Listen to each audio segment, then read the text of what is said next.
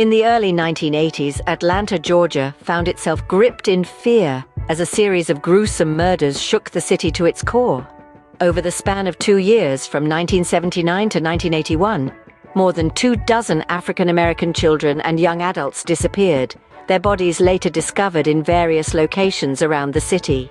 The killings, known as the Atlanta child murders, left families shattered and communities on edge. Amid mounting pressure from the public, law enforcement launched a massive investigation. Suspicion fell on Wayne Williams, a young African-American man with aspirations in the music industry.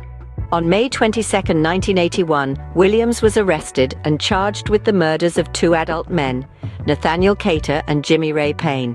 Despite vehemently proclaiming his innocence, Williams became the prime suspect in many of the child murders.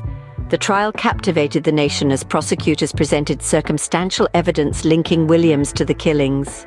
Fiber evidence found on the victims was crucial in the case against him.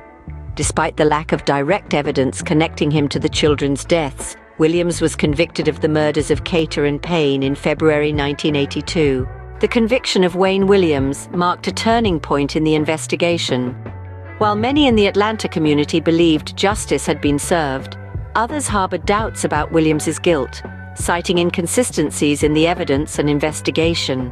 To this day, the Atlanta child murders remain a haunting chapter in the city's history, with unanswered questions lingering about the true perpetrator or perpetrators behind the tragic deaths that scarred a generation.